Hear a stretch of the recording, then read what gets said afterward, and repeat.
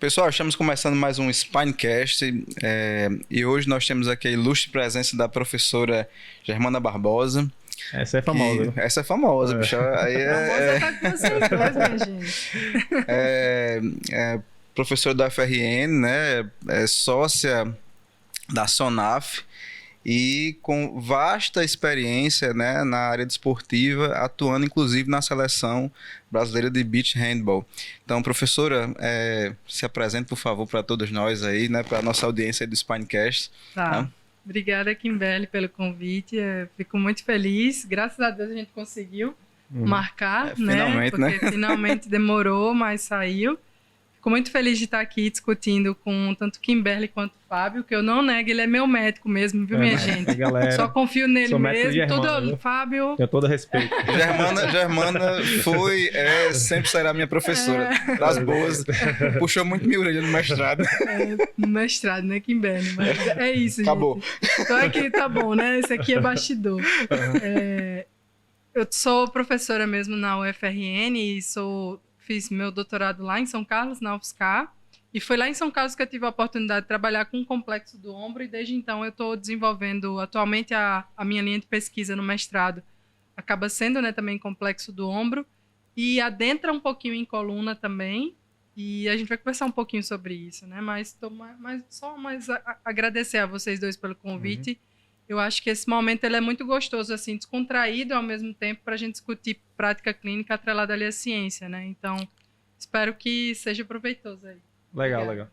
legal. Germana, muita gente que procura lá, você seja na assistência ou nas pesquisas, você vê no dia a dia, assim, essa dificuldade do assistente, né, o fisioterapeuta ali, diagnosticar se aquela dor ali vem da cervical, do ombro. Você acha que isso é uma realidade assim presente no seu dia a dia?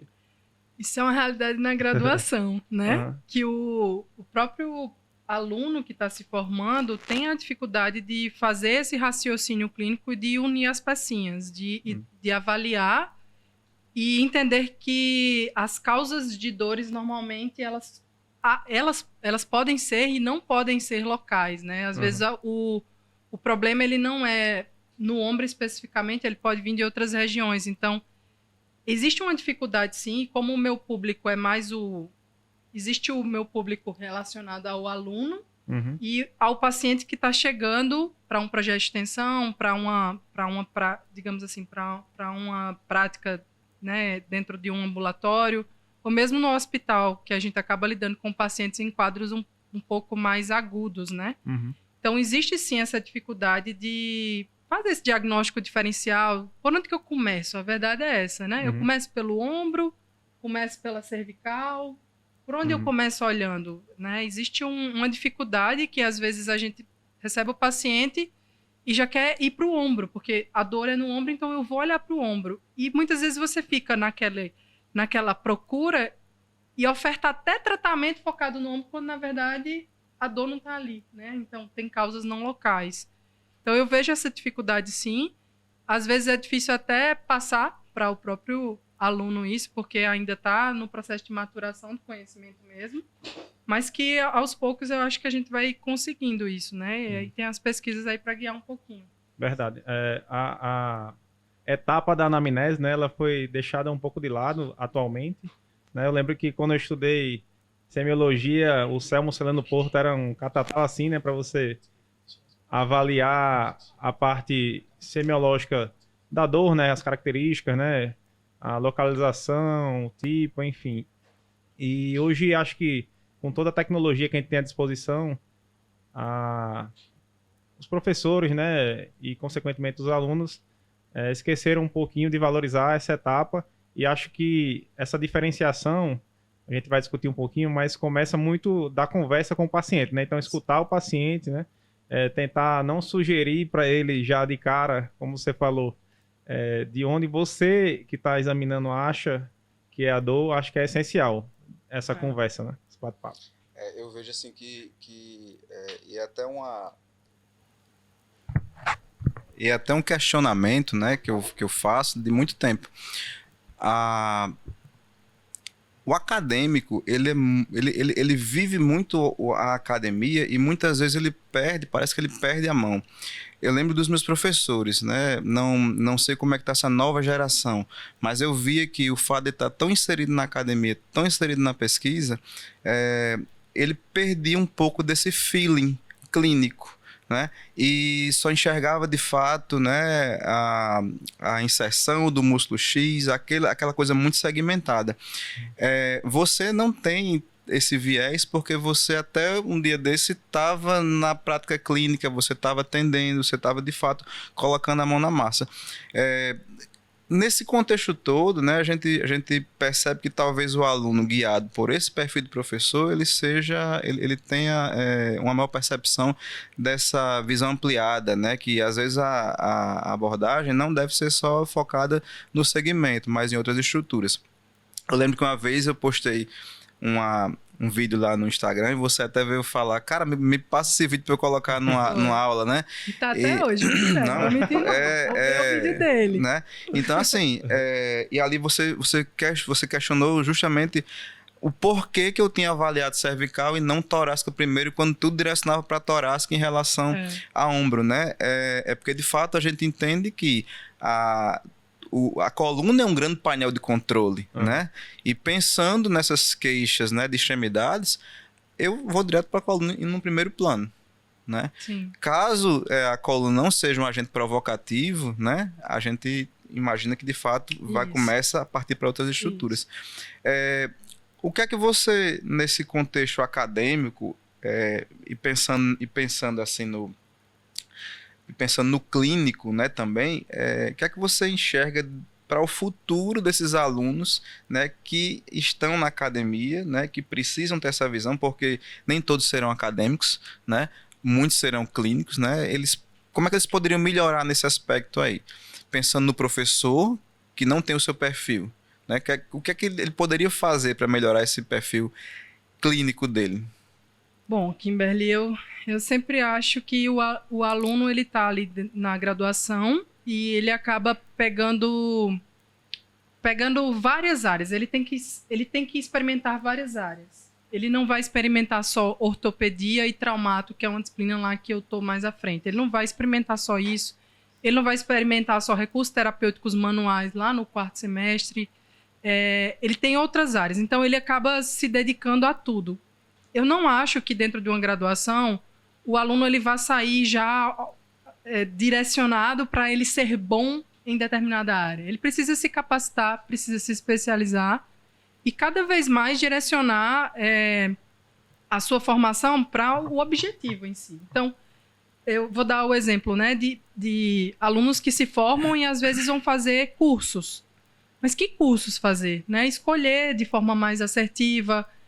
Se é um curso focado em terapia manual, quais são as técnicas de terapia manual atualmente que estão mostrando resultado, né?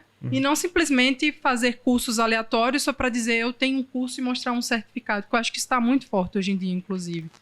Então, eu vejo muito na questão da capacitação do aluno desde a graduação, ter esse olhar mais direcionado para buscar cursos muitas vezes complementares ou formações complementares para capacitar mais ainda esse conhecimento. Porque, na minha visão, só vai aprender mesmo com a prática. Sua mão ali com o paciente. Você vai, você vai errar, você vai acertar, você vai ficar angustiado porque você não está identificando o problema do paciente.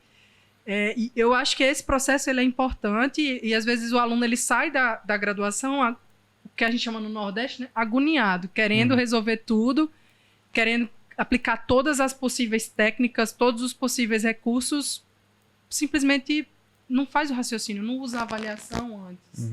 Não usa o conhecimento da avaliação para guiar aquele raciocínio clínico, para avaliar, fazer uma intervenção e depois esperar o paciente reavaliar novamente e tá nesse processo, entendeu?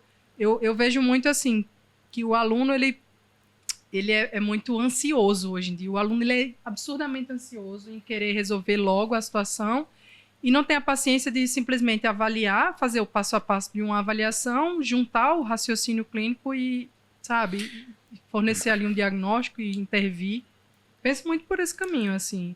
Eu vejo isso muito lá na pós, que mesmo Lá no caso já são profissionais, muitos já têm algum tempo de formado, Sim. né? E eu percebo essa ansiedade, né, em tratar antes de diagnosticar, né? E isso faz com que o profissional, o fisioterapeuta, ele pule etapas, né? Ele acaba pulando etapas, acaba queimando etapas e isso aí você erra no diagnóstico. Sim. Então aí é onde você é falho. Tem pessoas que chegam no final da pós-graduação, por exemplo, né, que tem receio de manipular uma cervical. Quando, na verdade, é o quarto módulo da pós lá, por exemplo, que eu ministro, né? Eu ministro o módulo, né? E a gente faz todo o checklist, né, para excluir possíveis riscos de uma manipulação nesse segmento, né? Então, eu acho que esse tempo que a gente vive de ansiedade também, de necessidade do agora, né, faz com que a gente erre, né, a clínica do paciente, né? Show de bola. Então vamos falar dos vizinhos, né? Já que é o tema de hoje, né? Deles, né? Vamos tentar entender um pouco, Germana, como é essa relação de amor e ódio, né, entre a cervical e o ombro. Você acha que dá pra gente entender isso aí como uma unidade funcional? Ô, Fábio, tu ama mais quem? O ombro ou a cervical? Rapaz, a cervical, certeza, né? Ele respondeu, eu amo mais o ombro. Então vamos discutir aqui, eu acho que dá pra gente Eu fazer gosto de entender a relação dos dois. Tu gosta, pronto, tá vendo certo. Eu gosto mais do ombro, do cervical, ele gosto quer de entender a relação dos dois. Ele tem que ser o meu termo pra poder diminuir aqui essa briga, né? Legal. Bom, entender essa relação entre cervical... E aí vocês vão me ajudando, tá? Porque temos eu aqui, temos você, médico, né? Com conhecimento na área da coluna, e Kimberly aqui buscando essa interação. Bom, em relação a cervical e complexo do ombro, a gente começa numa relação anatômica, né? Entre cervical e complexo do ombro, em que eu tenho estruturas, desde estruturas neurais, plexos, por exemplo, estruturas sanguíneas, digamos, vasos sanguíneos. Musculares, né? Musculares, principalmente. A gente tem músculos como trapézio superior, esternocleido, o próprio elevador da escápula. Enfim, tem diferentes músculos que estão linkados cervical e estruturas que formam o complexo do ombro. E quando a gente pensa em complexo do ombro, lembra das principais estruturas ali, né? Clavícula e escápula, principalmente, né? Mas lembrando ali que a gente tem a parte do húmero também. E a parte do externo. Então, a gente entende que existe essa conexão anatômica entre as estruturas e além dessa conexão anatômica, eu vejo a conexão que você me traz o ponto, é uma unidade funcional? Na minha visão, é uma unidade funcional, mas o nosso corpo ele é uma unidade funcional. Se for pensar no processo de interação, existem algumas definições que enfim, a literatura traz, que são os chamados trilhos anatômicos, ou mesmo interdependência regional, ou cadeia cinética, que é um pontinho aí que eu puxo a bola, porque é uma área que acabo adentrando um pouquinho mais na pesquisa, e também com a prática do esporte a gente vê um pouco sobre isso.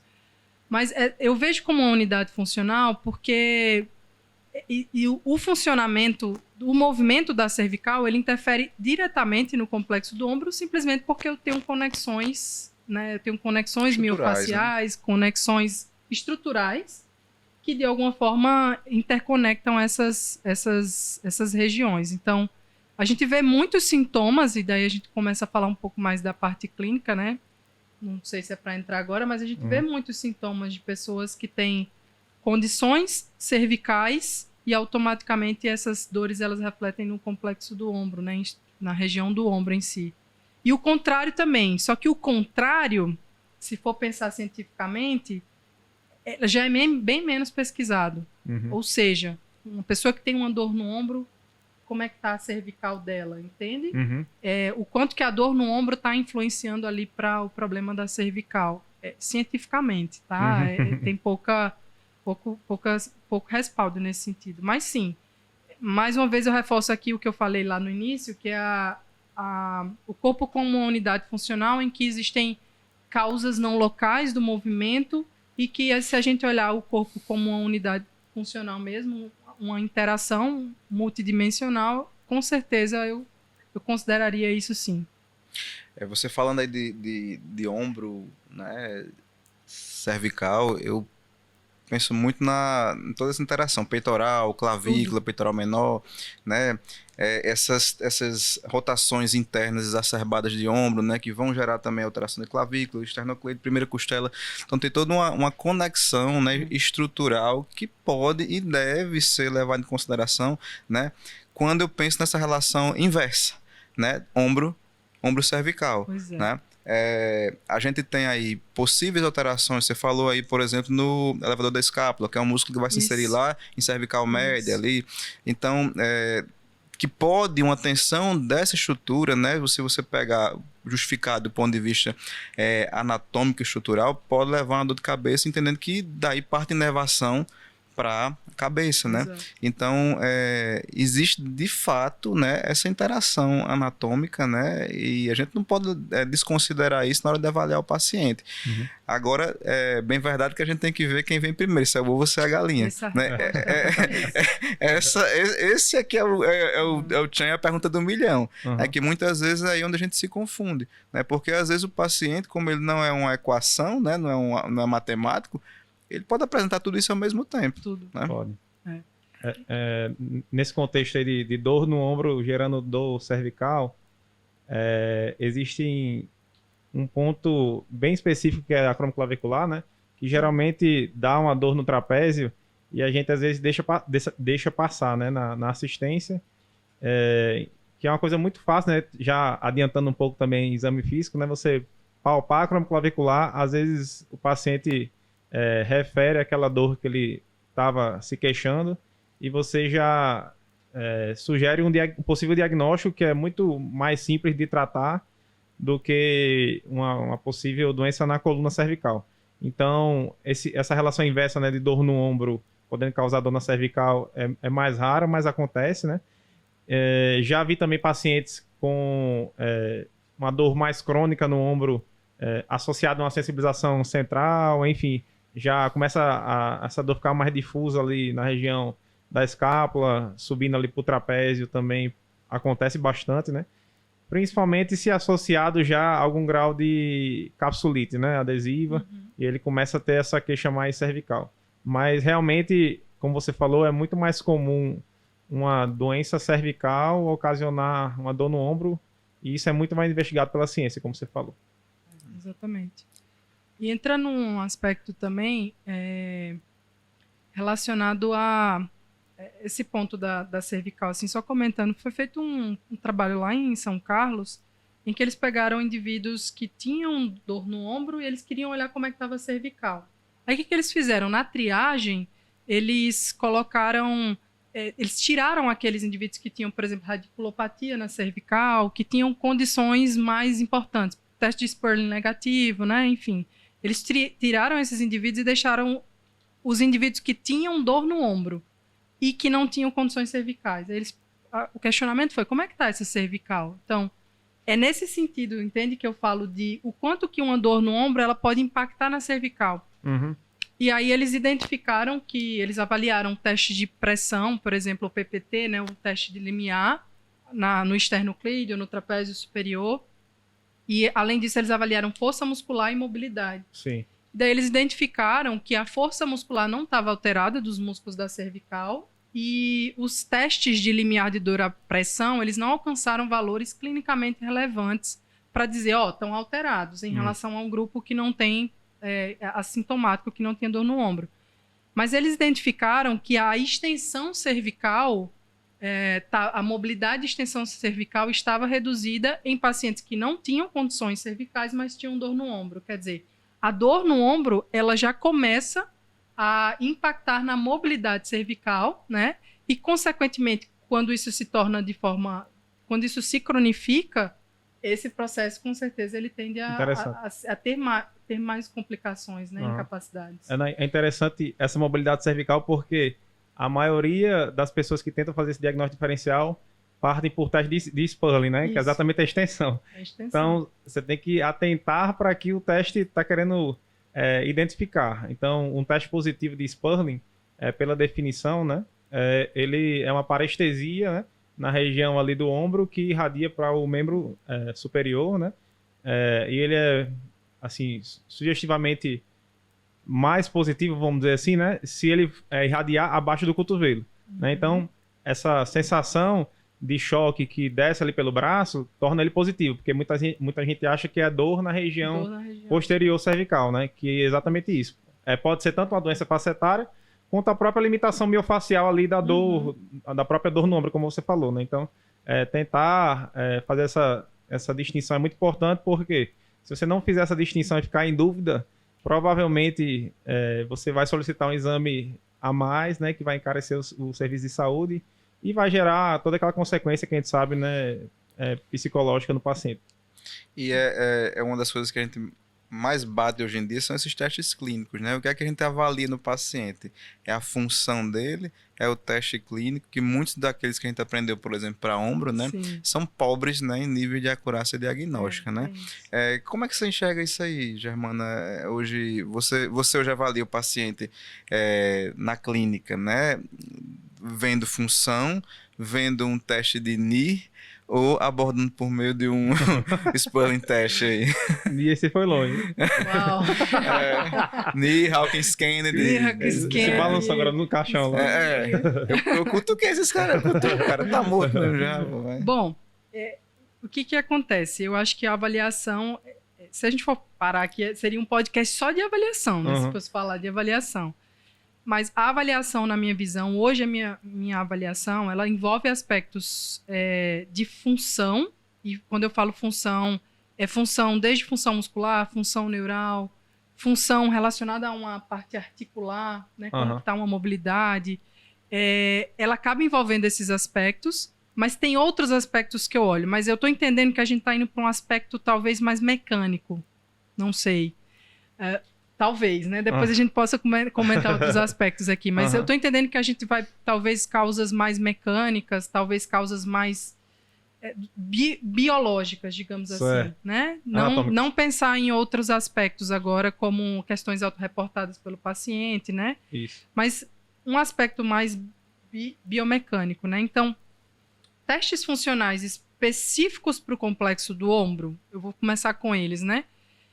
São feitos? São feitos. Eles são feitos, são testes irritativos que a função deles é irritar uma estrutura para, de alguma forma, eu direcionar um diagnóstico. Isso é muito feito pelo médico. E é feito, entende? Só que nós, enquanto fisioterapeutas, a gente tem que fazer, só que guiar o nosso tratamento por meio de um teste especial, eu acho muito reducionista. Porque a gente está colocando o paciente novamente na caixinha da estrutura. No momento em que eu olho para um teste especial, eu estou entendendo que eu estou provocando um teste, provocando dor em um tendão ou em uma estrutura específica em que eu estou reproduzindo um sintoma. Esse sintoma é o mesmo sintoma que o paciente sente no dia a dia? Tudo bem, isso posso dar um direcionamento. Mas isso não exclui, isso não me guia para o meu, enquanto fisioterapeuta, a gente, enquanto fisioterapeuta, o nosso diagnóstico cinético funcional, que eu tenho que olhar para a função do meu paciente, eu tenho que olhar para o movimento, eu tenho que olhar para as atividades que ele tem dificuldade de fazer, para as atividades que reproduzem sintomas, e não ficar preso a um teste especial. Ensino na graduação? Ensino. Mas eu falo para os meus alunos que esses testes aqui que vão direcionar o tratamento, não, porque tem outros combos ali que aí eu vou juntar as pecinhas. Porque se eu sei, eu não tenho um exame de imagem, estou com um caso de uma tendinopatia do supra ou de uma tendinopatia do subescapular, que seja, o meu teste, ele conseguiu de alguma forma me direcionar? São sensíveis os testes, então são bons para confirmar. Muito embora a especificidade ela deixa a desejar, né? Para descartar, às vezes fica complicado. Mas eu posso estar utilizando esses testes para, de alguma forma, ter uma ideia de qual estrutura pode estar comprometida? Sim, posso. Mas, mais uma vez, o que vai me guiar, eu, enquanto fisioterapeuta, é a minha avaliação cinético-funcional. São outros aspectos, além desses aspectos. Quanto à cervical, eu compreendo que são feitos esses testes, que são testes que, de alguma forma, dão um direcionamento de comprometimentos, inclusive neurais, né, Fábio? Aí você pode até falar um pouco melhor, o Kimberly, mas que na parte dos testes cervicais tem algumas regras clínicas, por exemplo, tem estudos mostrando regras clínicas, você faz combo de 4 testes, né? Cluster. O clusterzinho ali de 4 testes. Eu falei combo porque aqui no Nordeste a gente fala combo mesmo. Compre o combo de 4 testes, né? É né? meio chique. É mais chique, ele falou cluster, né? Ainda tosse o E aí faz o de Sperling, o teste de tensão neural, né? O de extração e o de rotação, por exemplo. Ou mesmo esqueci o nome daquele, o Squeeze, né? Squeeze, exatamente. Exato. E aí tem alguns testes que tem boa sensibilidade, até especificidade, se for olhar, o próprio teste de Sperling, ele tem essa acurácia diagnóstica, e são para quê? Para diagnóstico. Só que é diagnóstico, mais uma vez, diagnóstico clínico, focado em estrutura, né? Tem outros aspectos para olhar. Não é só a estrutura e a função, tem outras coisinhas, né? Com certeza. O paciente, né, a gente bate aqui desde o primeiro episódio que ele é um complexo biopsicossocial, né? Então não adianta a gente enxergar só a estrutura, né? Ele tem que ter uma visão ampliada de todo o conjunto, né? Para poder ser assertivo, né? E o próprio teste, ele impressiona o paciente também, né? Com certeza. Lembrar que aquilo ali você não está fazendo e não está causando nenhuma modificação na concepção dele da dor, do que ele está sentindo. Testar, né? Então, demais não é interessante. Exatamente. Então, antigamente, a gente também tinha esse pool, né, de exame físico assim, que a gente fazia em todo paciente. A gente tem que ponderar hoje em dia muito bem se vale a pena ou não fazer aquele teste ali naquele paciente específico, porque assim como os exames de imagem, né, aquilo ali também vai causar uma cinesiofobia, enfim, uma catastrofização, tudo aquilo ali, né, que a gente sabe. Chega esses pacientes intolerantes ao toque. Aí o cara vai fazer um teste de tensão neural no paciente, ele já tá irritadíssimo. Exatamente. Né? Pronto, ele sai de lá pior do que quando chegou. Exatamente. Eu acho que na infância profissional de muita gente, né, como você acabou de falar, é muito frequente você fazer todos os testes porque você quer experimentar, né, literalmente, se aquilo é aplicável, né? Uma coisa que eu gosto de fazer é a aferição dos reflexos, né, superficiais e profundos, né, para dar uma sugestão de algum envolvimento neural, como você falou. Isso é super importante. Tá certo? Isso aí talvez não provoque dor, né? E é uma coisa que você vai ver, né? Dependendo da posição que você adota, só você vai ver, né? Sim, com certeza. Agora, para membro superior, principalmente, né, quem tá falando de cervical, é uma coisa também muito boa. Agora, lembrar também, do mesmo jeito que você falou do POP lá da terapia manual, né? Tem paciente que acha que você vai percutir o tendão patelar e ele vai dar aquele chute do desenho animado. Aí se não der, ele já fica meio impressionado. Ele diz, eita, não dei aquele chute. Tem alguma coisa errada, então, exato. Até o reflexo, então, às vezes, causa essa concepção alterada. Né? Aconteceu isso, inclusive, hoje lá no consultório, né? Eu fui fazer avaliação neurológica e não teve. Aí, aí o cara disse, eu estou ruim. Né? Eu disse, não, algumas pessoas não apresentam, né, um reflexo tão exacerbado e é normal, isso é uma variação. Sim. Então, né? O próprio reflexo também tem isso. É importante pontuar isso para o paciente para ele ficar mais tranquilo. Quando eu fui lá em Fábio, que ele fez uns testes de mim, ele perguntou se eu estava ansiosa. Você lembra? Eu lembro. Até a ansiedade influencia nesses reflexos, né? Com certeza, com certeza. Existe alguma forma de a gente distrair o paciente, né, também nessa hora. Exatamente. Show. Pois é. Germana, essa questão, a gente fala muito tá falando muito em paciente, né? Aquele paciente rotineiro da gente, do dia a dia, do consultório. Mas o atleta é uma figura especial, né? É um sujeito que ele tem na sua rotina, né, a impressão, né, de situações que de fato colocam o corpo dele à prova, né, exigem demais do corpo dele. Eu sou um atleta recreacional, Fábio também aí, eu também sou. Né, você, né, multidesportista aí, né, pensando nesse contexto do atleta e focando exclusivamente na sua vivência clínica lá com o pessoal do handball, do beach handball, que é uma modalidade que envolve muito gesto com o ombro, né? Tem muito contato, né? Você enxerga um perfil de muita lesão de ombro, né? Disfunção cervical, existe essa correlação? Vocês avaliavam isso lá? Tinha essa rotina clínica? Eu vou te passar um pouco assim da parte de experiência de prática mesmo, tá? A maioria dos atendimentos que a gente tinha na seleção, e aí eu coloco em números mesmo, porque a gente chegou a coletar, a quantificar isso, era mialgias mesmo, na região do trapézio. Então, era trapézio e ombro, por conta da fadiga frente aos treinos. A carga de treinamento era muito grande, né? Então, eles chegavam para fases de treinamento e nessas fases de treinamento eram 3 treinos, às vezes, ou 2 treinos diários e um sequencial na semana. Então, a carga de treino era muito alta, a demanda era muito alta para a capacidade deles. Eu via muito isso, e principalmente nos treinos da primeira semana. Era chuva de lesões, de dores na parte do ambulatório que a gente montava, que era uma salinha. A maioria dos atendimentos, talvez 50%, 60%, era relacionado a dores na região do ombro. E aí dores meu ombro tá pesado, meu ombro tá cansado, tá fadigado. Era mais essas queixas.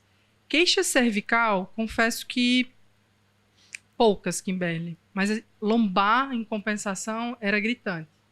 E daí eu tenho um olhar de quem trabalha com o esporte, principalmente o esporte que a gente chama que é o esporte overhead, que é o esporte que executa movimentos com o braço acima da cabeça, que existe o movimento que ele sai ali na região do membro superior. Então, eu arremesso a bola ela está saindo da minha mão com o membro superior ali. Mas ele não vem dali o movimento, ele vem do membro inferior, que é o estudo da cadeia cinética, né? Que a gente acaba falando.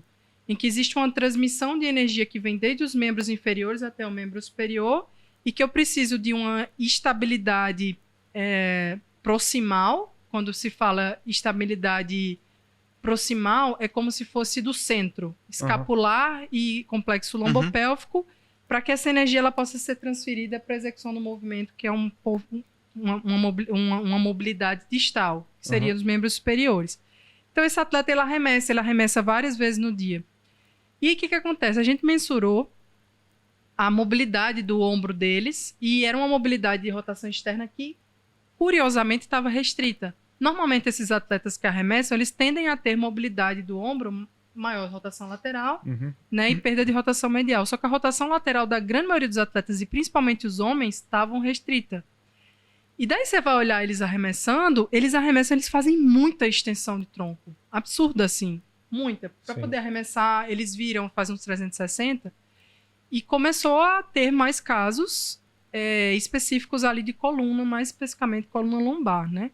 Então, aí eu, na minha visão, começava a enxergar também uma compensação do sistema, né? De tanto fazer o movimento de extensão para o arremesso e esse déficit de rotação, mas eu preciso de rotação lateral para poder arremessar, às vezes compensava com a coluna mesmo, sabe?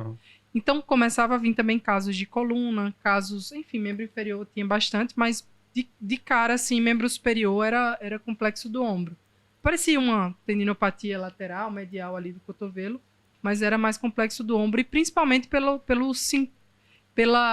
relato de que meu ombro está pesado. E aí as tensões absurdamente altas, né? Na região do trapézio superior, na região periescapular, por conta de pontos gatilhos, muitas vezes, que a gente identificava na região periescapular. E em termos de cervical, não me lembro assim de casos importantes, né? Especificamente da cervical, de avaliar a cervical e encontrar condições mais cervicais, mas que sempre, numa abordagem do complexo do ombro, a gente tinha cervical envolvida ali, né? Em termos da parte de recovery, né? Dos atletas. A gente tinha bastante isso também. O problema não era os vizinhos da cobertura, era o vizinho lá do primeiro andar, era na lombada. Exatamente. Era o chefe. Exatamente. Era o chefe. E você sabe que tem estudos já mostrando que estabilidade lombopélvica alterada, isso influencia na transmissão de energia para o membro superior. E tem estudos mostrando que atletas, são estudos mais focados em beisebol, que mostra que a diminuição dessa estabilidade lombopélvica, ela influencia nas lesões dos membros superiores e, consequentemente, em retirar o atleta de quadra. Tem estudos mais prospectivos nesse sentido, muito embora sejam poucos. Mas o que se sabe atualmente é que, sim, a influência da cadeia cinética ali na questão corporal, ela influencia principalmente para o desempenho do atleta, né? É mais nesse sentido. Não é bacana isso, porque antigamente a gente achava que atleta que fazia muito overhead tinha que malhar muito braço, enfim. A gente, pelo que você acabou de falar aí, é muito mais global, né? Esse fortalecimento aí. Os treinos preventivos hoje em dia para atletas que são overhead, eles são treinos mais globais, né? Eles não são focados em complexo do ombro. Tanto que eu tenho aula que eu dou que eu falo, Se for entrar nesse contexto aqui é longo, viu? Porque a galera da academia fica fazendo rotação medial e rotação lateral. Às vezes bota uma carga absurda. Pra que isso, minha gente? Tá vendo? Por isso que eu faço deadlift, cara. Pega tudo já. Pega tudo, é verdade. A famosa liguinha, né? A liguinha, às vezes você tá lá e bota carga, sabe? Às vezes você não precisa daquilo. E o engraçado é que faz no início do treino e daí depois vai para as máquinas fazer vários exercícios e coloca uma alta carga lá, como se aqueles exercícios prevenissem o que você vai fazer depois. Então alongar, né? Depois liguinha. Tem isso aí, exato. A receita de boa. Mobilidade, depois vai lá com rolinho, né? Tem rolinho. Isso também. Só uma coisa, só dos atletas aí de contato que ela tava falando. Uma coisa que a gente escreveu um capítulo uma vez de lesões de cervical. Valorizar um pouco mais as queixas de parestesia nesses atletas. São raras, entendeu? Mas existe uma definição do americano, né? do inglês, que é stingers e burns, que é exatamente essa queimação nos membros superiores. E isso sugere pra gente que esse atleta possa ter algum grau de degeneração na cervical. Então, isso para atleta de contato é horrível, né? Então, pode gerar um dano assim catastrófico que tira aquele atleta definitivamente da sua vida profissional e pode até gerar uma tetraplegia, né? No último caso, né? Então, valorizar mais essa queixa, entendeu? De formigamento, membro superior, tal, em atleta, tal, que isso é visto muito no futebol americano, né? Mas a gente pode extrapolar para um handball, né? Não fica muito atrás do futebol americano. Se a gente for ver um jogo mesmo de contato, porrada, né? Eu pegando esse gancho que você está falando, é interessante porque esse tipo de queixa muitas vezes é confundido com a própria fadiga, né? E o que é que se faz nisso aí? O que é que o fisioterapeuta faz nisso aí? Liberação. Liberação. Faz a liberação e ele não está liberando nada, pelo contrário, né? Ele pode até estar provocando, né? Se ele tiver uma dermalgia reflexa, por exemplo, ele está sendo um agente irritativo para aquela região ali. Exatamente. Então, atenção aí na cervical para essas ombralgias, né? É importante. Tem as lesões também, né, Kimberly? Tipo, por exemplo, atletas de vôlei. Atletas de vôlei de praia, muitas vezes, tem lesões de nervo supraescapular, né? Muitas vezes tem que estar ali pegando o infraespinhal, por exemplo. Então, também tem queixas de perda mesmo funcional nesses atletas. Eu particularmente, nunca lidei com casos assim mais complexos, não, mas que existe, né? A literatura traz algum desses casos aí. É muito raro, né? Como você falou, uma alteração bem distal mesmo, né? Que a gente tá falando ali da ramificação, né? Que é o supraescapular, né? Mas existe isso podendo causar perda da força muscular específica ali, seja do supra, do infra, e causar, consequentemente, dor, né? O mais comum nesses casos é uma associação de algum cisto ali paralabral, né? Na região ali do ombro, causando incapacidade, mas é mais raro, mas pode acontecer também, né? Então é um diagnóstico ultra específico. Exatamente. Você falou dessa questão aí da lombar, e Fábio falou do vizinho de baixo, né? E o vizinho do meio? Vizinho do meio. Vizinho do meio tem a torácica. Você gosta, né, desse vizinho do meio? Rapaz, é porque assim, eu tenho percebido, né? Cada vez mais, cara, tem chegado pessoas, né? E já uma situação de consultório, né? Com queixas de dorsalgias, né? Acho que é porque você gosta de tratar isso aí e ninguém gosta. É o meu viés, né, cara? É o meu viés, né? Mas é aquela coisa que está acontecendo, né? E às vezes esse paciente ele reporta queixa na região do ombro também, né? E a gente sabe que ali é uma região de muito conflito mecânico, porque tem essa interdependência com cervical, com lombar, mas tem inserção também de estruturas que saem da escápula e vão ali para a torácica, né? Então, como é nesse contexto da torácica, né? O que é que você tem visto, né, de atualização de incidência, prevalência, né, diagnóstico, e o que é que tem se feito ultimamente? Vamos lá. Torácica e complexo do ombro. Primeiro, eu vejo pela postura. Por exemplo, a gente está aqui bem bonitinho, né? Todo mundo elegante.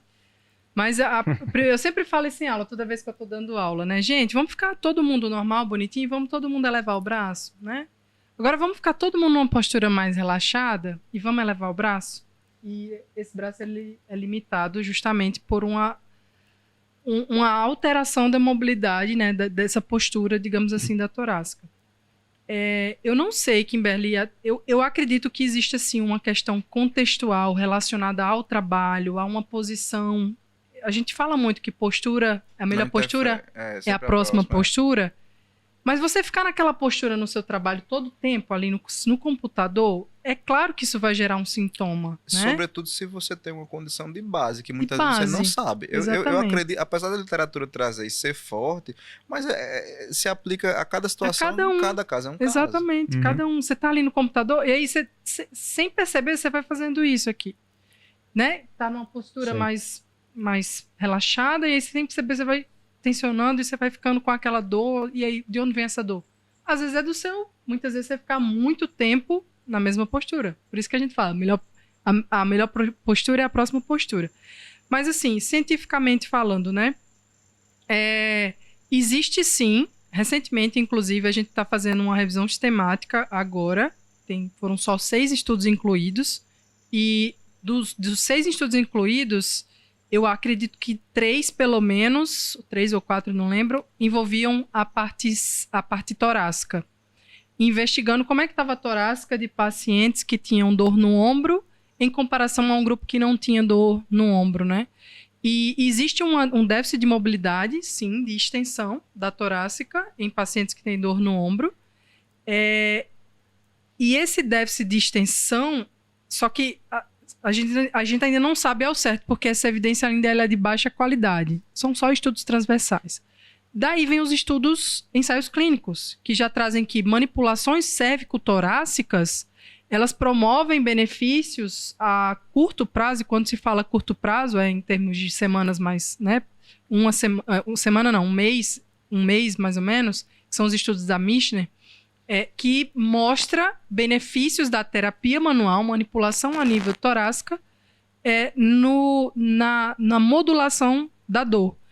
E muitas vezes, você usa a terapia manual para você abrir janela, né? Você tem bastante experiência com a parte de terapia manual, você abre uma janela para você implementar o que deveria ser implementado mesmo, que é a parte de cinesioterapia, mecanoterapia, digamos assim, e educação do paciente, claro, concomitante.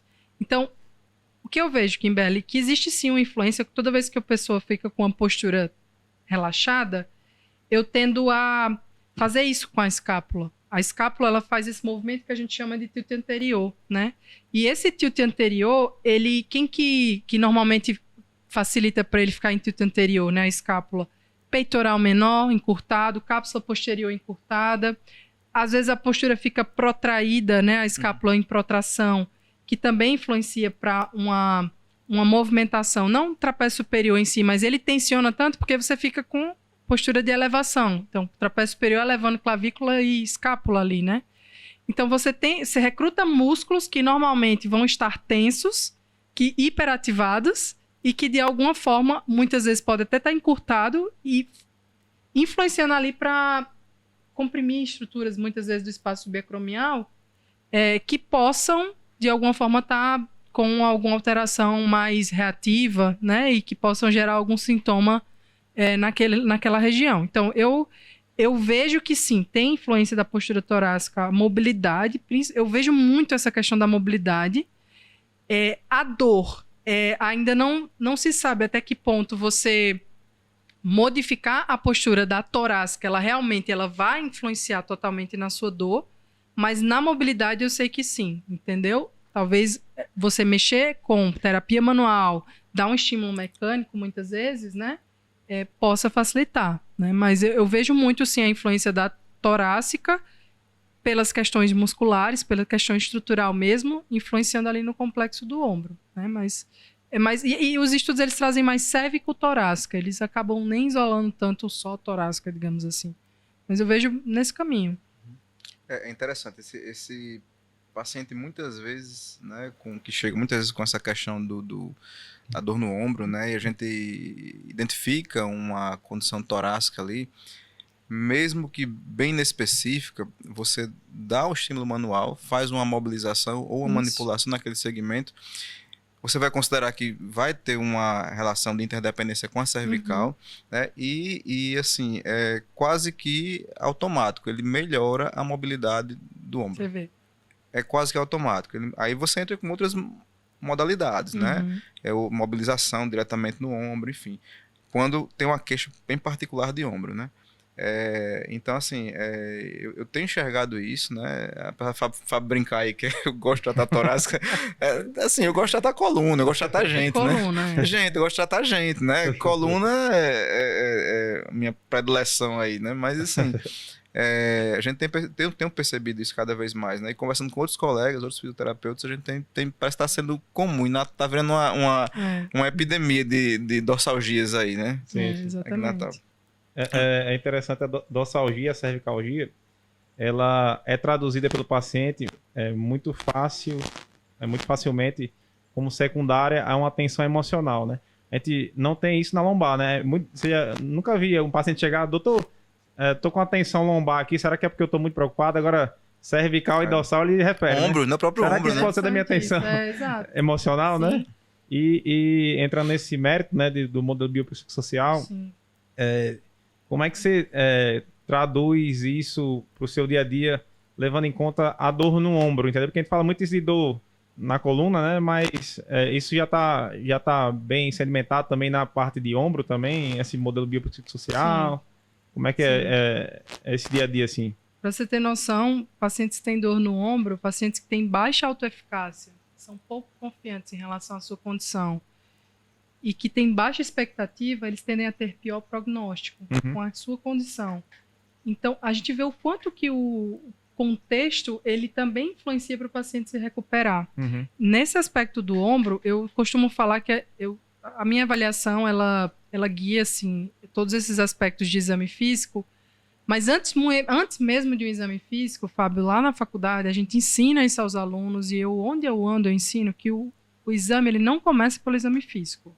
Eu começo conversando com o paciente, escutando o meu paciente. Perfeito. E pegando informações relevantes, né? A questão da escutativa, de entender o contexto do paciente. Porque se eu não entendo o contexto, eu simplesmente... Às vezes o paciente só quer uma conversa, só quer que alguém escute o problema, né? E se eu não entendo esse contexto, muitas vezes eu estou perdendo informações relevantes de pegar barreiras e facilitadores e olhar para elas. Então, o que eu posso usar de facilitador aqui para esse meu paciente se engajar na minha terapia, né?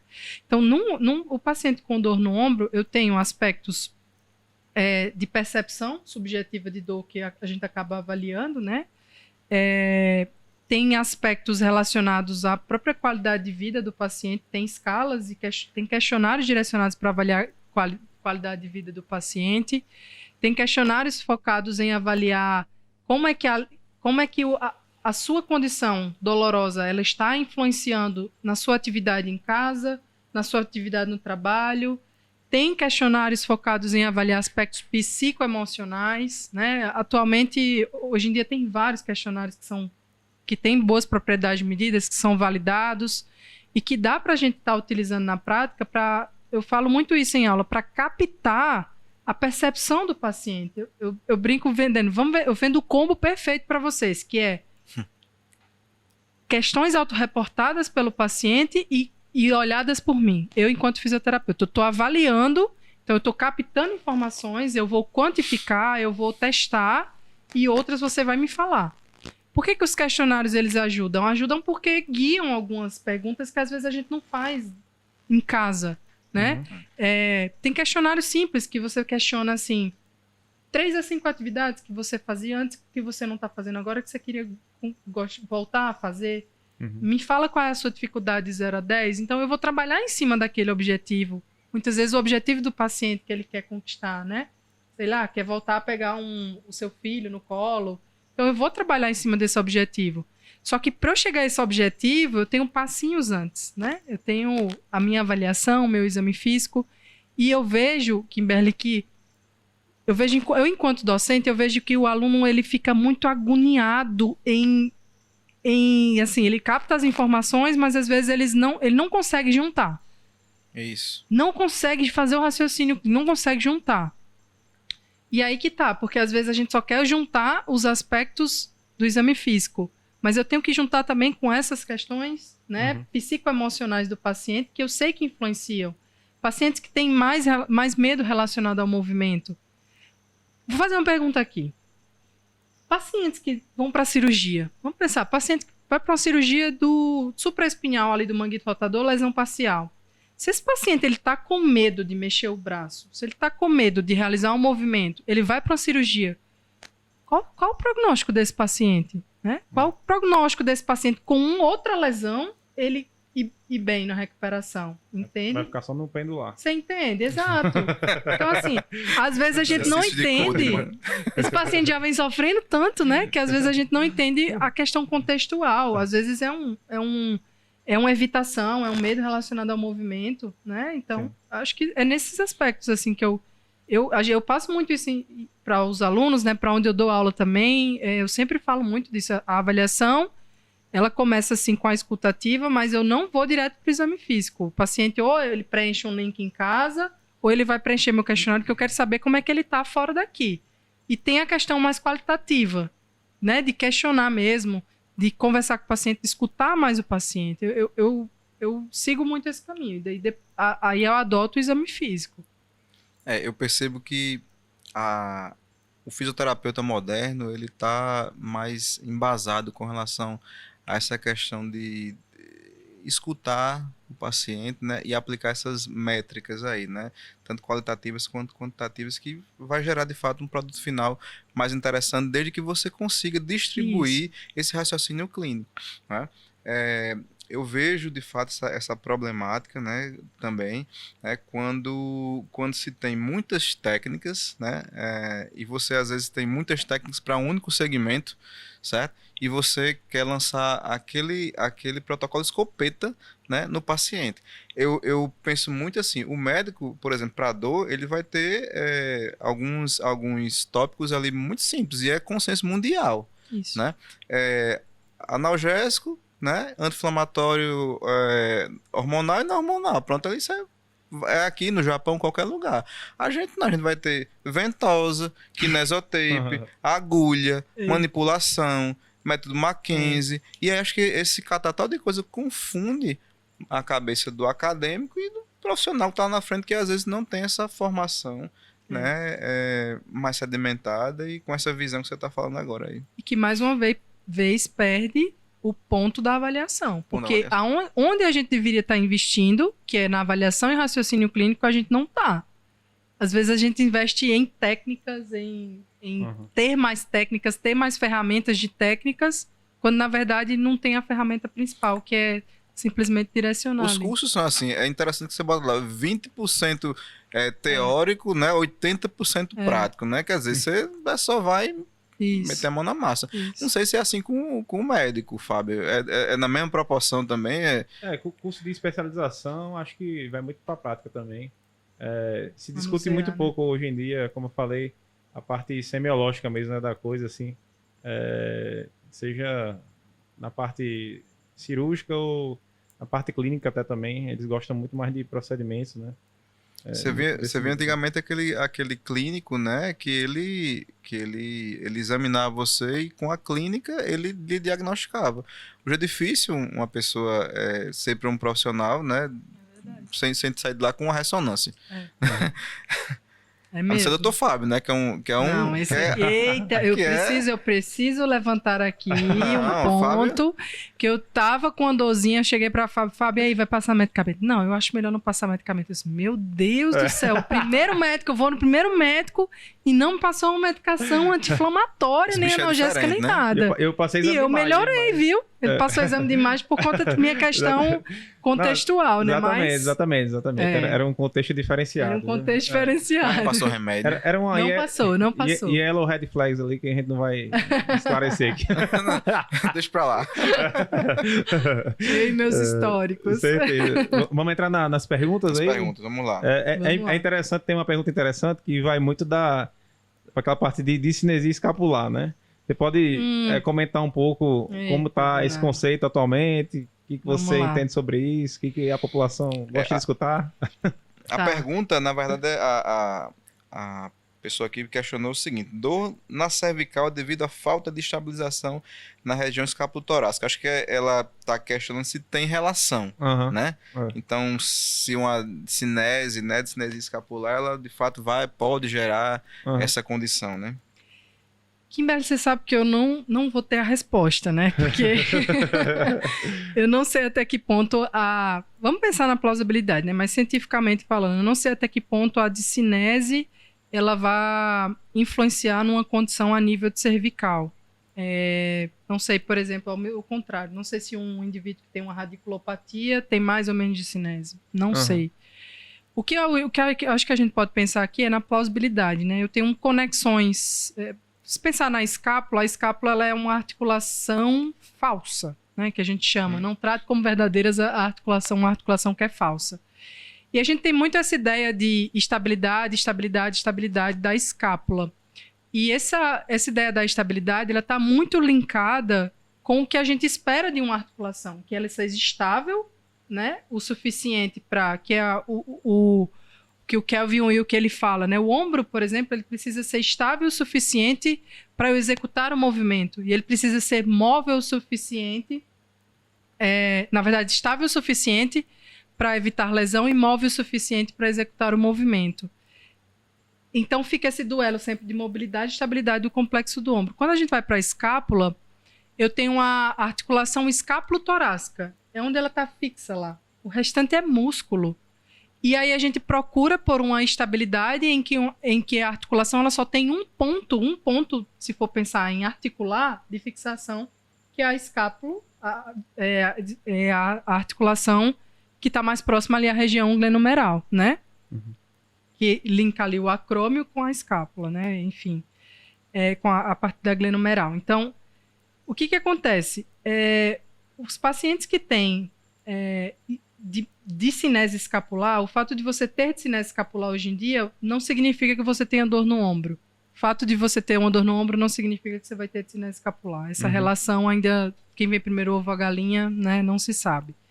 O fato de cinese ser fator de risco para uma lesão também não tem, cientificamente falando, ela não está certo ainda, digamos, não tem respaldo científico suficiente para dizer, você tem uma cinese, você vai desenvolver uma lesão, né?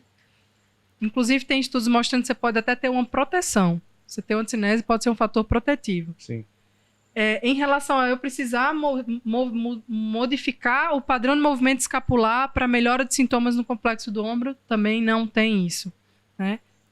Você pode modificar a sua dor no ombro simplesmente ofertando exercício. E sem necessariamente ter que corrigir o padrão escapular, entende? Então, o que se sabe atualmente, então, essa evidência, esse corpo de evidência que vem sendo, né, revelado, ele vem mostrando para a gente que a escápula precisa ser solta. Ela precisa ter mobilidade para executar o movimento. Ela não tem que ser igual a lombar. Vamos estabilizar todo mundo, né? Vamos deixar todo mundo rígido, né? Ela tem que ter mobilidade para executar o movimento, para o membro superior ele funcionar.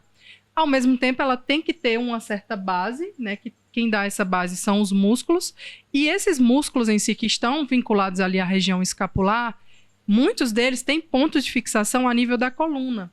E se a gente for pensar numa transmissão de energia, numa transmissão de trilho anatômico que seja, na linha posterior, por exemplo, existe uma plausibilidade de eu pensar que talvez algum déficit, né, de periescapular ali possa estar influenciando a nível de cervical pelo raciocínio da cadeia cinética, de transmissão de energia, de sobrecarga, de supercompensação, de estrutura.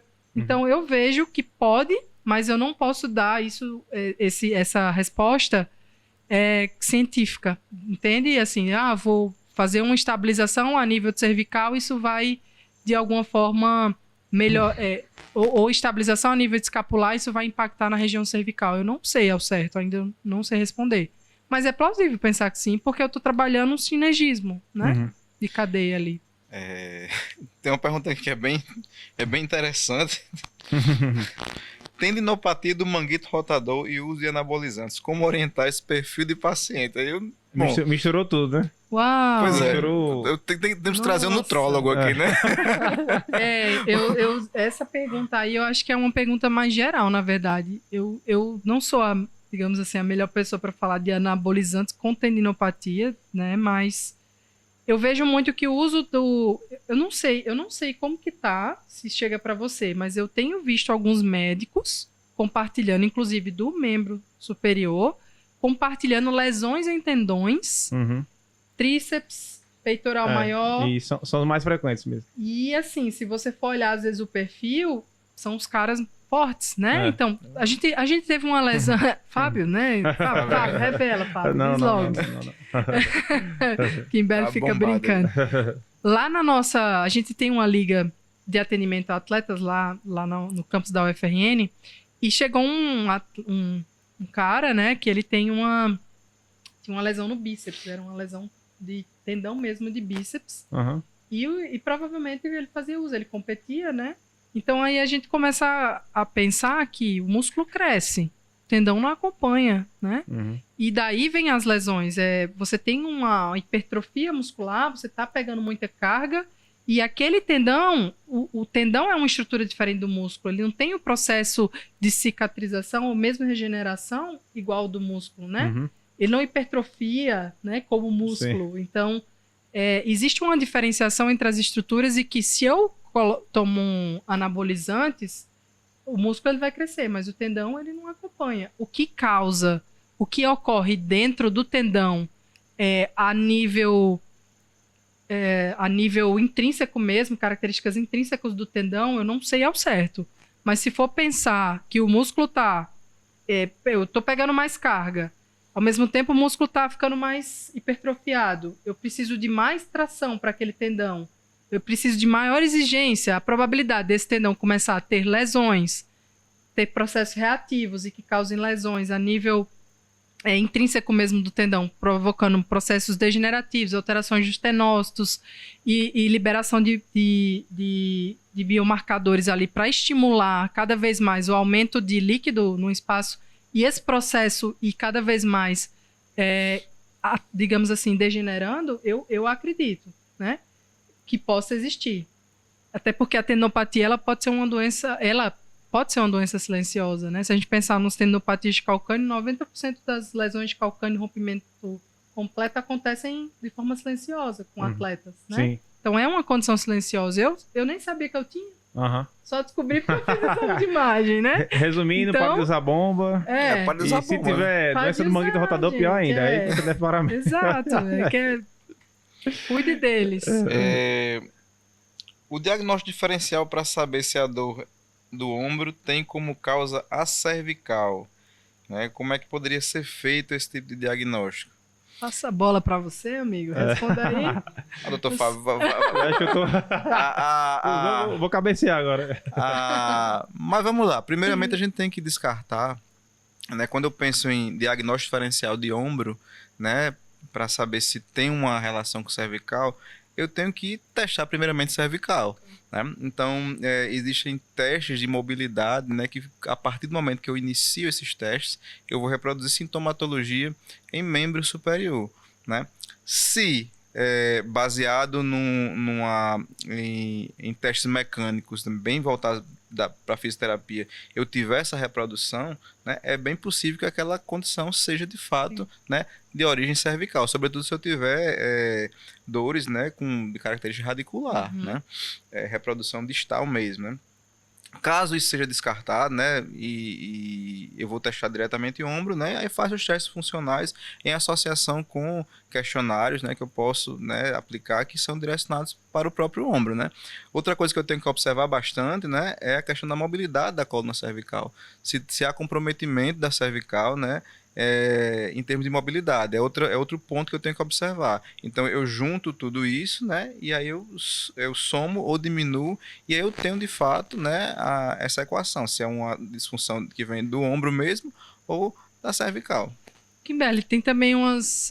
porque esse raciocínio é muito do MDT, né? Do MDT. E tem um capítulo no livro de Jeremy Lewis, que é um cara que estuda muito o complexo do ombro, que ele fala exatamente nesse capítulo das 3 abordagens, que é o MDT, o Mulligan e o Maitland, né? Que de alguma forma até o Mulligan, você fazer, por exemplo, um glidezinho, né, na cervical e pedir movimentação, da mesma forma pode dizer esse raciocínio, né? Então é legal nesse sentido. E tem também o teste, digamos assim, de algumas técnicas. Tem os estudos da Michener, ela traz exatamente o estudo que eu falei sobre o tratamento da cervicotorácica em pacientes com dores nos ombros. Eles fazem as técnicas de terapia manual, que basicamente o glide na região cervical lateral. Você testa antes, faz o glide de alguma forma. Se você verifica, pede ao paciente para testar, fazer o movimento novamente. Se você verifica melhora, né, da mobilidade ou da dor em pelo menos 2 pontos, significa que você vai provavelmente atuar ali na cervical, né? Quando a gente pensa em Maitland, Mulligan, Mackenzie, né, a gente tá falando de cinesioterapia, né? Cinésio, exato. Nada foge isso. Não existe invenção da roda já há muito tempo, né? Então Reinventar a roda, né? Então, assim, são coisas elementares, formações muito boas, né, que estão aí pra gente, de fato, transportar isso pro paciente. Quando o Mackenzie fala de movimento repetitivo, né, ele está falando de glide, porque na verdade o glide é só um posicionamento e um teste, né? Maitland vai falar de kettlebell, né? Que é mobilização interarticular, né? Então, assim, os três estão falando da mesma coisa, só que cada um deu o nome que eles quiseram, né? O grilo vibrou aí com seu comentário. Vibrou. O grilo, ou os três estão se revirando, caramba, né? Ou os três estão se revirando, né? Porque eu minimizei muito, né? Mas, enfim, são abordagens muito bacanas, né? Que eu utilizo as três, na verdade, né? E tem essa fundamentação teórica que de fato funciona para diagnóstico diferencial, né, no paciente. As dores típicas, né, clássicas, né, abaixo do cotovelo, geralmente fala mais a favor de ser alguma coisa cervical, né? Então a dor que começa lá no ombro e desce até abaixo do cotovelo. Dor na região anterior do ombro dificilmente vai ser da cervical. E dores que pioram muito à noite, né? Paciente que tem alguma tendinopatia do manguito relata muito isso, né? A dor noturna. Principalmente quando ele deita por cima, né? É muito típico de ser algo mais do ombro, né? Então, associado essas queixas aos testes, né? Que a gente já falou aqui, acho que dá para dar uma ideia, né? Dessa diferenciação. Isso. E o ponto eu queria perguntar a vocês, teve alguma situação clínica, assim, que... estilo red flag para vocês? Por exemplo, uma condição mais visceral, às vezes, que apareceu, ou uma condição importante que vocês já pegaram que vocês achavam que era uma condição musculoesquelética ou ombrocervical e que não era? Eu precisava do exame de imagem nesse caso, né, para poder descartar. Você já teve, assim, casos importantes? Já teve, mas, assim, vamos dizer que é uma porcentagem de 1% no máximo estourando, né? Então, assim, já tive caso de dor no ombro que era sugestivo de osteosarcoma, né? Como eu não trato essa área, eu encaminhei para outro colega, mas, assim, a imagem bem característica, então era aquela dor bem típica, que acordava o paciente à noite, não parava com repouso, né? Então, falava a favor de ser realmente algum red flag. E na cervical, queixas de dor frequente, e eram linfonodomegalias, né? Então, palpação muito boa, né? Você tentar palpar ali algum linfonodo, né? Sim. E aí, quando o paciente foi investigar, realmente era um linfoma, entendeu? Então, dores cervicais, assim, mais difusas, né? Que se manifestam na parte da noite também e não melhoram com o repouso, né? Lembram pra gente alguma doença mais maligna, né? Pode ser desde infecção ou até uma neoplasia, né? Então, acho que esses foram os dois principais, assim. Uma dor no ombro foi um osteosarcoma e uma dor na cervical, que era uma linfonodomegalia, que depois chegou a esse diagnóstico. Mas é muito raro, né? Então, lembrar para quem está assistindo, a parte da população, né, que está assistindo, que isso é difícil de acontecer, né? Então, geralmente são doenças benignas, né? Tirar isso dos pacientes que exato. geralmente são coisas malignas, né? Lembrar para eles isso aí. Fábio falou aí da questão da relação, né, de porcentagem. Isso se chega pouco para o médico, muito menos para o fisioterapeuta. Mas eu posso falar que eu fui um privilegiado, né, nesse contexto, porque eu já tive a oportunidade de atender 3 pacientes red flags, né?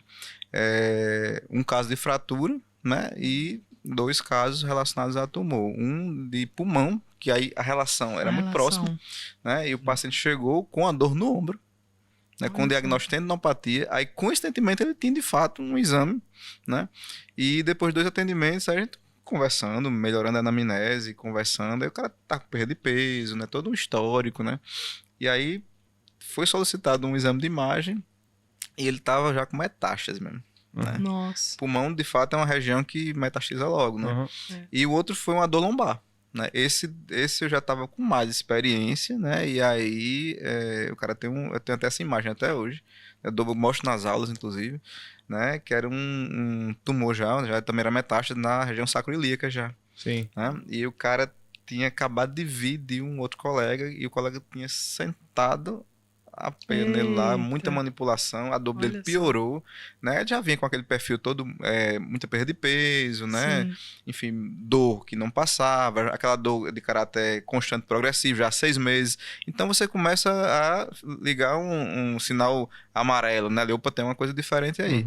E aí esse paciente foi solicitado exame de imagem, ele de fato apresentava tomando essa região, e do dia que ele descobriu pro dia que ele morreu foram 4 meses. Infelizmente, Caramba. Né? É importante porque, assim, como não é uma coisa muito comum na rotina da gente, né, do fisioterapeuta, a gente tem que estar atento a esses sinais, né? É uma coisa que eu bato bastante no próprio Instagram, nas aulas que eu dou. A gente tem que estar ciente de ter essa triagem de bandeiras, né? Interessante. E não só a bandeira vermelha, né? Tem outras coisas que a gente pode engolir mosca e prejudicar o paciente se a gente não estiver atento. Exatamente. Lá no hospital, a gente acaba pegando muitos pacientes que são cirurgiados, pós-cirurgias abdominais, e que tem estudos já mostrando que a própria cirurgia abdominal ela já influencia na expansibilidade mesmo do diafragma, que é um nervo frênico que vem lá na cervical, e que de alguma forma eu posso ter muitas vezes dor no ombro, justamente por conta dessa inter-relação, da interdependência regional, né? Então, às vezes a gente vê uns casos de pacientes que estão em pós-cirúrgico, às vezes faz bariátrica lá, e a gente vai atender lá com os alunos e tá com a dor no ombro, entende? Então, muitas vezes a gente não pensa nessa relação, mas pode existir, né? Os casos são menores, mas pode existir. Com certeza. É isso aí, né? Obrigado aí, Germana Barbosa, né? Pela aula, né, que você deu aí. Obrigado, professora. Obrigada, gente. Fantástico. Foi ótimo, fantástico. Agradeço aí a participação, foi divertido, descontraído e foi gostoso. Vai guardar Obrigada. esse vídeo aí quando você tiver lá na Globo, né? Lendo Bem-Estar e tal. Aí meu Deus do céu. Ou vocês, né? Ou vocês eu vou usar. Ou vocês. Show de bola. Valeu, obrigado. Valeu, gente. Tchau, tchau.